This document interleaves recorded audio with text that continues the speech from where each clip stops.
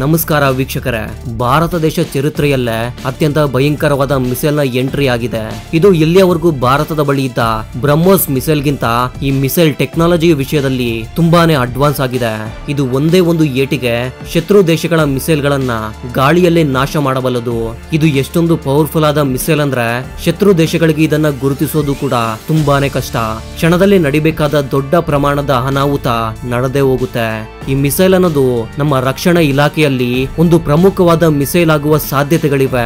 ಒಂದು ಬಾರಿ ಟಾರ್ಗೆಟ್ ಅನ್ನ ಸೆಟ್ ಮಾಡಿ ಆ ಮಿಸೈಲ್ ಅನ್ನ ಬಿಟ್ರೆ ಸಾಕು, ಇನ್ನು ಅದನ್ನ ತಡೆಯುವುದು ಇಂಪಾಸಿಬಲ್. ಭಾರತ ಪ್ರಧಾನಿ ನರೇಂದ್ರ ಮೋದಿ ಅವರು ಆ ದಿನ ಹೇಳಿದ್ರು, ಭಾರತ ಒಂದು ಅದ್ಭುತವಾದ ಮಿಸೈಲ್ ಅನ್ನ ತಯಾರಿ ಮಾಡಲಿದೆ. ಆ ಮಿಸೈಲ್ ಅನ್ನ ನೋಡಿ ಇಡೀ ಪ್ರಪಂಚವೆಲ್ಲ ಖಂಡಿತ ಭಾರತದ ಕಡೆ ತಿರುಗಿ ನೋಡುತ್ತೆ ಅಂತ ಹೇಳಿದ್ರು. ಈಗ ಆ ಸಮಯ ಬಂದೇ ಬಿಟ್ಟಿದೆ. ಶತ್ರು ದೇಶಗಳ ಟಾರ್ಗೆಟ್ ಗಳನ್ನ ಕ್ಷಣದಲ್ಲಿ ನೆಲ ಸಮಾಧಿ ಮಾಡಿಬಿಡುತ್ತೆ. ತುಂಬಾ ವರ್ಷಗಳ ಕಾಲ ಕಷ್ಟಪಟ್ಟ ಮೇಲೆ 2025ರಲ್ಲಿ ಭಾರತ ಈ ಪವರ್ಫುಲ್ ಆದ ಮಿಸೈಲ್ ಅನ್ನ ಪ್ರಪಂಚಕ್ಕೆ ಪರಿಚಯಿಸುತ್ತೆ. ಈ ಪವರ್ಫುಲ್ ಮಿಸೈಲ್ ಬಗ್ಗೆ ನೀವೇನಾದ್ರೂ ಪೂರ್ತಿಯಾಗಿ ತಿಳ್ಕೊಂಡ್ರೆ ಭಾರತೀಯ ಡಿಫೆನ್ಸ್ ಕಂಪನಿಗಳ ಟ್ಯಾಲೆಂಟ್ ಅನ್ನ ನೋಡಿ ನೀವೆಲ್ಲರೂ ಹೆಮ್ಮೆ ಪಡ್ತೀರಾ. ಇವತ್ತು ಈ ವಿಡಿಯೋದಲ್ಲಿ ಪವರ್ಫುಲ್ ಮಿಸೈಲ್ ಬಗ್ಗೆ ಪೂರ್ತಿ ಮಾಹಿತಿಯನ್ನ ತಿಳಿಸ್ಕೊಡ್ತೀನಿ. ಭಾರತ ತಯಾರಿ ಮಾಡಲಿರುವ ಆ ಪವರ್ಫುಲ್ ಮಿಸೈಲ್ ಬಗ್ಗೆ ತಿಳ್ಕೊಳ್ಳೋದಕ್ಕೂ ಮೊದಲು ಒಂದು ಚಿಕ್ಕ ರಿಕ್ವೆಸ್ಟ್, ನೀವಿನ್ನೂ ಈ ವಿಡಿಯೋಗೆ ಲೈಕ್ ಮಾಡಿಲ್ಲ ಅಂದ್ರೆ ತಪ್ಪದೇ ಒಂದು ಲೈಕ್ ಮಾಡಿ, ಹಾಗೂ ಕಾಮೆಂಟ್ಸ್ ಅಲ್ಲಿ ಜೈ ಹಿಂದ್ ಅಂತ ಕಾಮೆಂಟ್ ಮಾಡಿ. ಇನ್ನು ವಿಡಿಯೋ ಒಳಗಡೆ ಹೋದ್ರೆ ಭಾರತ ತಯಾರಿ ಮಾಡಿರುವ ಈ ಪವರ್ಫುಲ್ ಮಿಸೈಲ್ ಹೆಸರು ಮಹೇಶ್ವರ್ ಅಸ್ತ್ರ. ಈ ಮಿಸೈಲ್ ಅನ್ನೋದು ಭಾರತ ರಕ್ಷಣೆಯ ದೃಷ್ಟಿಯಿಂದ ಶತ್ರು ದೇಶಗಳಿಗೆ ನಿದ್ದೆ ಇಲ್ಲದೆ ಇರೋ ತರ ಮಾಡೋದಕ್ಕೆ ಇದು ತುಂಬಾನೇ ಉಪಯೋಗಕ್ಕೆ ಬರುತ್ತೆ. ಶತ್ರುಗಳ ಎದೆಯಲ್ಲಿ ನಡುಕ ಹುಟ್ಟಿಸಬೇಕು ಅನ್ನುವ ಭಾರತೀಯರ ಕನಸು ಈ ಮಿಸೈಲ್ ನೆರವೇರಿಸಲಿದೆ. ಭಾರತ ರಕ್ಷಣಾ ರಂಗಕ್ಕೆ ಬಂದ್ರೆ ಶತ್ರು ದೇಶಗಳ ಕಣ್ಣಿಗೆ ನಿದ್ದೆ ಇಲ್ಲದೆ ಮಾಡಬಲ್ಲ ಪವರ್ಫುಲ್ ಮಿಸೈಲ್ ಅನ್ನ ಭಾರತೀಯ ವಿಜ್ಞಾನಿಗಳು ಈಗಾಗಲೇ ತಯಾರಿ ಮಾಡಿದ್ದಾರೆ. ಈ ಮಹೇಶ್ವರ್ ಅಸ್ತ್ರ ಅಂದ್ರೆ ಏನು ಅಂತ ನಿಮ್ಗೆ ಗೊತ್ತಿಲ್ಲದೆ ಇರಬಹುದು. ಇದು ಒಂದು ಪವರ್ಫುಲ್ ಆದ ರಾಕೆಟ್ ಸಿಸ್ಟಮ್ ಅಂತ ಹೇಳಬಹುದು. ಈ ಮಹೇಶ್ವರ್ ಮಿಸೈಲ್ ಅನ್ನೋದು ಶಿವನ ಅತ್ಯಂತ ಭಯಂಕರವಾದ ಆಯುಧದ ಹೆಸರು ಬರೋ ತರ ಈ ಹೆಸರನ್ನ ಇಡಲಾಗಿದೆ.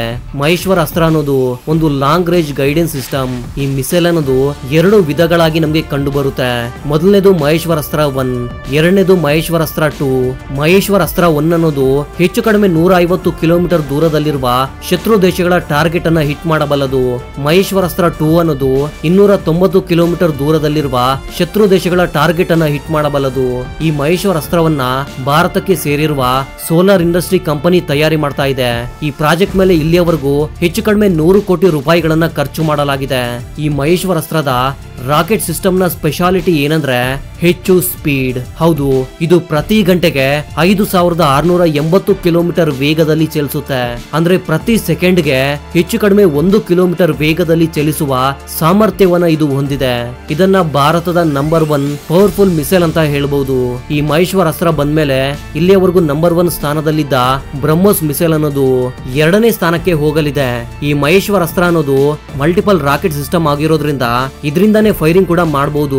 ಅದಕ್ಕೆ ಬೇಕಾದ ಟೆಕ್ನಾಲಜಿ ಕೂಡ ಇದರಲ್ಲಿದೆ. ಇನ್ಮೇಲೆ ಭಾರತ ವಿದೇಶಗಳಿಂದ ಅತ್ಯಾಧುನಿಕ ಆಯುಧಗಳನ್ನ ದುಬಾರಿ ಬೆಲೆಯಲ್ಲಿ ಖರೀದಿ ಮಾಡುವ ಅವಶ್ಯಕತೆ ಇಲ್ಲ. ಭಾರತದ ಕಂಪನಿಗಳೇ ಭಾರತಕ್ಕಾಗಿ ಪವರ್ಫುಲ್ ಆದ ಆಯುಧಗಳನ್ನ ತಯಾರಿ ಮಾಡುತ್ತಾ ಶತ್ರು ದೇಶಗಳಿಗೆ ಬೆವರಿಳಿಸುವ ರೇಂಜ್ ಗೆ ಬೆಳೆದಿವೆ. ಪ್ರಸ್ತುತ ಇದು ಇನ್ನೂ ಡೆವಲಪಿಂಗ್ ಸ್ಟೇಜ್ ನಲ್ಲೇ ಇದೆ. ಇನ್ನು 2.5 ವರ್ಷಗಳ ನಂತರ ಇದಕ್ಕೆ ಸಂಬಂಧಿಸಿದ ಪ್ರಾಕ್ಟಿಕಲ್ ಟೆಸ್ಟಿಂಗ್ ಅನ್ನ ಒಂದ್ ವೇಳೆ ಈ ಪವರ್ಫುಲ್ ಮಿಸೈಲ್ ಅನ್ನೋದು ಪಾಕಿಸ್ತಾನ ಹಾಗೂ ಚೈನಾ ಗಡಿಯಲ್ಲಿ ಭಾರತ ಏನಾದ್ರೂ ಇಟ್ಕೊಂಡ್ರೆ ಭಾರತದ ವಿರುದ್ಧವಾಗಿ ಯಾವುದೇ ಕುತಂತ್ರಗಳನ್ನ ಮಾಡಿದಾಗ ಕ್ಷಣದಲ್ಲಿ ಅವರ ಮೇಲೆ ದಾಳಿ ಮಾಡಿ ನಮ್ಮ ಪವರ್ ಏನು ಅಂತ ತೋರಿಸಬಹುದು. ಭಾರತ ಈ ಮಹೇಶ್ವರ್ ಅಸ್ತ್ರವನ್ನ ಮುಂದೆ ಬರುವ ದಿನಗಳಲ್ಲಿ ಪ್ರಪಂಚದಲ್ಲಿ ಅತ್ಯಂತ ಪವರ್ಫುಲ್ ಮಿಸೈಲ್ ಆಗಿ ಹೆಸರು ಪಡೆಯುವ ಸಾಧ್ಯತೆಗಳು ಹೆಚ್ಚಿವೆ.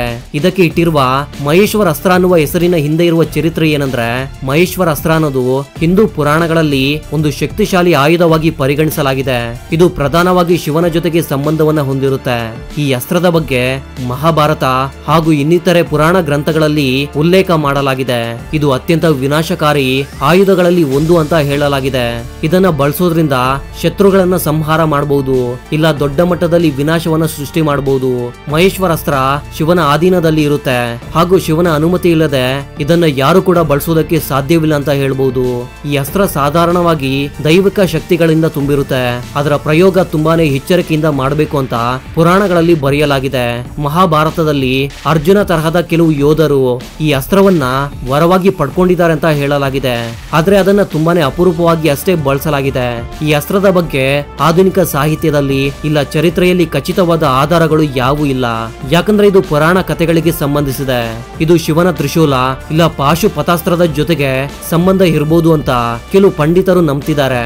ಆದ್ರೆ ಇವೆರಡರನ್ನ ಒಂದಾಗಿ ನೋಡಬಾರದು ಅಂತ ಮತ್ತಷ್ಟು ಜನ ವಾದಿಸ್ತಾರೆ. ಇದರಿಂದ ನೀವು ಯೋಚನೆ ಮಾಡಬಹುದು, ಈ ಮಹೇಶ್ವರ ಅಸ್ತ್ರ ಅನ್ನೋದು ಎಷ್ಟೊಂದು ಪವರ್ಫುಲ್ ಆದ ಮಿಸೈಲ್ ಆಗದೆ ಇದ್ದಿದ್ರೆ ಇಂತಹ ಪವರ್ಫುಲ್ ಹೆಸರನ್ನ ಅದಕ್ಕೆ ಇಡ್ತಾರೆ ಹೇಳಿ. ಭಾರತದ ಶತ್ರು ದೇಶಗಳಾಗಿರುವ ಪಾಕಿಸ್ತಾನ ಹಾಗೂ ಚೀನಾಗೆ ಈ ಮಹೇಶ್ವರ ಅಸ್ತ್ರದ ರೂಪದಲ್ಲಿ ಒಂದು ಸಂದೇಶವನ್ನ ಕೊಟ್ಟ ಹಾಗೆ ಆಯ್ತು. ಒಂದು ಬಾರಿ ಇದನ್ನ ಪ್ರಯೋಗ ಮಾಡಿದ್ರೆ ಪಾಕಿಸ್ತಾನ್ ಚೈನಾ ದೇಶಗಳಿಗೆ ತಮ್ಮನ್ನ ತಾವು ಕಾಪಾಡಿಕೊಳ್ಳೋದಕ್ಕೆ ಕೂಡ ಹೆಚ್ಚು ಸಮಯ ಇರೋದಿಲ್ಲ. ಆದ್ರೆ ಭಾರತದ ಬಳಿ ಮೊದಲಿಂದಲೂ ಮಲ್ಟಿಪಲ್ ರಾಕೆಟ್ ನ ಸಿಸ್ಟಮ್ ಅನ್ನೋದು ಇದೆ. ಆದ್ರೆ ಇಂತಹ ಅಡ್ವಾನ್ಸ್ಡ್ ಟೆಕ್ನಾಲಜಿ ಮಾತ್ರ ಇರಲಿಲ್ಲ. ಈ ಮಹೇಶ್ವರ ಅಸ್ತ್ರ ಬರೋದಕ್ಕೆ ಮೊದಲು Indian army guided rocket launcher ಅನ್ನ ಮೊಟ್ಟ ಮೊದಲ ಬಾರಿಗೆ ಲಾಂಚ್ ಮಾಡಿದೆ. ಇಂಡಿಯನ್ ಆರ್ಮಿಯ ಗೈಡೆಡ್ ರಾಕೆಟ್ ಲಾಂಚರ್ ಅನ್ನ ನೋಡಿ ಇಡೀ ಪ್ರಪಂಚವೇ ಆಗ ಆಶ್ಚರ್ಯಪಟ್ಟಿತ್ತು. ಈ ಮಹೇಶ್ವರ ಅಸ್ತ್ರವನ್ನ ಫ್ರಾನ್ಸ್, ಜರ್ಮನಿ ಹಾಗೂ ಇನ್ನಿತರೆ ದೇಶಗಳು ಖರೀದಿ ಮಾಡೋದಕ್ಕೆ ತುಂಬಾನೇ ಹೆಚ್ಚು ಆಸಕ್ತಿಯನ್ನು ತೋರಿಸ್ತಾ ಇವೆ. ಅಂದ್ರೆ ಈ ಮಹೇಶ್ವರ ಅಸ್ತ್ರ ಅನ್ನೋದು ಎಷ್ಟೊಂದು ಪವರ್ಫುಲ್ ಆಗಿರ್ಬೇಕು ಅಂತ ನೀವೇ ಯೋಚನೆ ಮಾಡಿ. ಒಂದು ಬಾರಿ ಮಹೇಶ್ವರ ಅಸ್ತ್ರ ಅನ್ನೋದು ಲಾಂಚ್ ಆಗ್ಬಿಟ್ರೆ ಇಂಡಿಯನ್ ಆರ್ಮಿಯ ಪವರ್ ಅನ್ನೋದು ಮತ್ತಷ್ಟು ಹೆಚ್ಚಾಗುತ್ತೆ. ಒಂದು ಬಾರಿ ಮಹೇಶ್ವರ ಅಸ್ತ್ರ ಸಕ್ಸಸ್ಫುಲ್ ಆಗಿ ಲಾಂಚ್ ಆದ್ರೆ ಇನ್ನು ನಾವು ಮಿಡಲ್ ರೇಂಜ್ ನ ಮಿಸೈಲ್ ಮೇಲೆ ಡಿಪೆಂಡ್ ಆಗುವ ಅವಶ್ಯಕತೆ ಇಲ್ಲ. ಗೈಡೆಡ್ ರೇಂಜ್ ಮಿಸೈಲ್ ನ ಸಿಸ್ಟಮ್ ನ ರೇಂಜ್ ಅನ್ನೋದು 75 ಕಿಲೋಮೀಟರ್ಗಳು, ಸರ್ಫೇಸ್ ಟು ಸರ್ಫೇಸ್ ಮಿಸೈಲ್ ನ ರೇಂಜ್ ಅನ್ನೋದು 35 ಕಿಲೋಮೀಟರ್ ಗಳವರೆಗೂ ಇರುತ್ತೆ. ಬ್ರಹ್ಮೋಸ್ ಮಿಸೈಲ್ ನ ರೇಂಜ್ ಬಂದು 900 ಕಿಲೋಮೀಟರ್ ಗಳವರೆಗೂ ಹೋಗಬಲ್ಲದು. ಆದ್ರೆ 75ರಿಂದ 300 ಕಿಲೋಮೀಟರ್ ರೇಂಜ್ ನಲ್ಲಿ ನಮ್ಮ ಬಳಿ ಸ್ಟ್ರಾಂಗ್ ಮಿಸೈಲ್ ಗಳು ಇಲ್ಲ. ಆದ್ರೆ ನಾವು ಬಳಸಬೇಕು ಅಂದ್ರೆ ಬ್ರಹ್ಮೋಸ್ ಮಿಸೈಲ್ ಇಲ್ಲ ಸರ್ಫೇಸ್ ಟು ಸರ್ಫೇಸ್ ಮಿಸೈಲ್ ಅನ್ನ ಮಾತ್ರವೇ ನಾವು ಬಳಸ್ಕೊಳ್ಬೇಕು. ಆದ್ರೆ ಇವುಗಳನ್ನೇ ಹೆಚ್ಚಾಗಿ ತಯಾರಿ ಮಾಡೋದ್ರಿಂದ ಖರ್ಚು ತುಂಬಾನೇ ಹೆಚ್ಚಾಗುತ್ತೆ. ಅದೇ 75ರಿಂದ 300 ಕಿಲೋಮೀಟರ್ ಮಧ್ಯೆ ಯಾವುದೇ ಆಧುನಿಕ ಮಿಸೈಲ್ ಗಳು ಇಲ್ಲ. ಅದಕ್ಕೆ ಮಹೇಶ್ವರ ಅಸ್ತ್ರವನ್ನ ಡೆವಲಪ್ ಮಾಡಬೇಕು ಅಂತ ಭಾರತ ಸರ್ಕಾರ ನಿರ್ಧರಿಸಿದೆ. ಮಹೇಶ್ವರ ಅಸ್ತ್ರವನ್ನ ಒಂದು ಗೈಡೆಡ್ ಮಿಸೈಲ್ ಅಂತ ಅಂದ್ಕೊಂಡ್ರು ಇಲ್ಲ ರಾಕೆಟ್ ಅಂತ ಅಂದ್ಕೊಂಡ್ರು ಕೂಡ ಶತ್ರು ದೇಶಗಳ ಎದೆಯಲ್ಲಿ ಭಯ ಹುಟ್ಟಿಸಬೇಕು ಅಷ್ಟೇ ನಾವು. ಆದ್ರೆ ಭಾರತ ಸರ್ಕಾರ ಮಹೇಶ್ವರ ಅಸ್ತ್ರದಂತಹ ಮಿಸೈಲ್ ಗಳನ್ನ ಮತ್ತಷ್ಟು ತಯಾರಿ ಮಾಡಬೇಕು ಅಂತ ಡಿಸೈಡ್ ಆಗಿದೆ. ಅದಕ್ಕೆ ಕೇಂದ್ರ ಬಜೆಟ್ ನಲ್ಲಿ ರಕ್ಷಣಾ ಇಲಾಖೆಗೆ ದೊಡ್ಡ ಮಟ್ಟದಲ್ಲಿ ಹಣವನ್ನ ರಿಲೀಸ್ ಮಾಡಿದೆ. ಆದ್ರೆ ಕಳೆದ 10 ವರ್ಷಗಳಿಂದ ರಕ್ಷಣಾ ಇಲಾಖೆಯನ್ನ ಕೇಂದ್ರ ಸರ್ಕಾರ ಹೆಚ್ಚು ಪವರ್ಫುಲ್ ಆಗಿ ಮಾಡೋದಕ್ಕೆ ತುಂಬಾನೇ ಯೋಚನೆ ಮಾಡ್ತಿದೆ. ಈ ಮಹೇಶ್ವರ ಅಸ್ತ್ರ ಒಂದು ಬಾರಿ ಪೂರ್ತಿಯಾಗಿ ಲಾಂಚ್ ಆಗ್ಬಿಟ್ರೆ ಆಗ ಇದ್ರ ಬಗ್ಗೆ ಮತ್ತಷ್ಟು ಹೆಚ್ಚಿನ ಮಾಹಿತಿ ಹೊರಗಡೆ ಬರುವ ಸಾಧ್ಯತೆ ಇದೆ. ಬ್ರಹ್ಮೋಸ್ ಮಿಸೈಲ್ ಕೂಡ ತುಂಬಾನೇ ಪವರ್ಫುಲ್ ಆಗಿರುವ ಮಿಸೈಲ್. ರಷ್ಯಾ ಭಾರತ ಸೇರ್ಕೊಂಡು ಈ ಬ್ರಹ್ಮೋಸ್ ಮಿಸೈಲ್ ಅನ್ನ ತಯಾರಿ ಮಾಡಿದೆ. ಬ್ರಹ್ಮೋಸ್ ಅನ್ನುವ ಹೆಸರನ್ನ ಭಾರತದಲ್ಲಿರುವ ಬ್ರಹ್ಮಪುತ್ರ ನದಿಯಲ್ಲಿ ಬ್ರಹ್ಮನ ತಗೊಂಡು ರಷ್ಯಾದ ನದಿಯಿಂದ ಮೋಸವನ್ನ ತಗೊಂಡು ಎರಡೂ ದೇಶಗಳು ಸೇರ್ಕೊಂಡು ಬ್ರಹ್ಮೋಸ್ ಅಂತ ನಾಮಕರಣ ಮಾಡಿದ್ದಾರೆ. ಬ್ರಹ್ಮೋಸ್ ಅನ್ನೋದು ಒಂದು ಸೂಪರ್ ಸೋನಿಕ್ ಮಿಸೈಲ್. ಇದು ಶತ್ರು ದೇಶಗಳ ಡಿಫೆನ್ಸ್ ಸಿಸ್ಟಮ್ ಗೆ ಕಾಣಿಸದಾಗೆ ಹೋಗಿ ಶತ್ರುಗಳ ಟಾರ್ಗೆಟ್ ಅನ್ನ ಹಿಟ್ ಮಾಡುತ್ತೆ. ಬ್ರಹ್ಮೋಸ್ ಅನ್ನೋದು ರೆಗ್ಯುಲರ್ ಮಿಸೈಲ್ ಗಳಿಗಿಂತ 3 ಪಟ್ಟು ಹೆಚ್ಚು ಸ್ಪೀಡ್ ಆಗಿ ಚಲಿಸಬಲ್ಲದು. ಅದೇ ಮಹೇಶ್ವರ ಅಸ್ತ್ರ ಅನ್ನೋದು ಬ್ರಹ್ಮೋಸ್ ಗಿಂತ 4 ಪಟ್ಟು ಹೆಚ್ಚು ಸ್ಪೀಡ್ ನಲ್ಲಿ ಪ್ರಯಾಣಿಸಬಲ್ಲದು.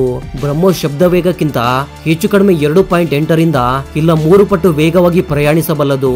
ಅಂದ್ರೆ ಸುಮಾರು ಗಂಟೆಗೆ 3004 ಕಿಲೋಮೀಟರ್ ವೇಗವಾಗಿ ಪ್ರಯಾಣಿಸುತ್ತೆ.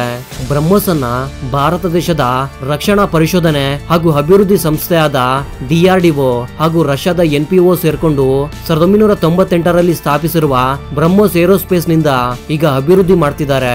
ಮೊದಲ ಸಕ್ಸಸ್ಫುಲ್ ಟೆಸ್ಟಿಂಗ್ ಅನ್ನ 2001 ಜೂನ್ 12ರಂದು ಒಡಿಸಾದಲ್ಲಿನ ಚಂದಿಪುರ್ ನಲ್ಲಿ ಮಾಡಲಾಗಿತ್ತು. ಇನ್ನು ಭಾರತ ತಯಾರಿ ಮಾಡಲಿರುವ ಮೋಸ್ಟ್ ಪವರ್ಫುಲ್ ಮಿಸೈಲ್ ಆಗಿರುವ ಈ ಮಹೇಶ್ವರ ಅಸ್ತ್ರದ ಬಗ್ಗೆ ನಿಮ್ಮ ಅಭಿಪ್ರಾಯ ಏನು ಅಂತ ತಪ್ಪದೆ ಕಾಮೆಂಟ್ ಬಾಕ್ಸ್ ನಲ್ಲಿ ತಿಳಿಸಿ. So that was the info my dear thinkers. ಮತ್ತೊಂದು ಇಂಟ್ರೆಸ್ಟಿಂಗ್ ಆದ ವಿಡಿಯೋ ಜೊತೆ ಮತ್ತೆ ಸಿಗ್ತೀನಿ. ಅಲ್ಲಿವರೆಗೂ ಜೈ ಹಿಂದ್, ಜೈ ಕರ್ನಾಟಕ.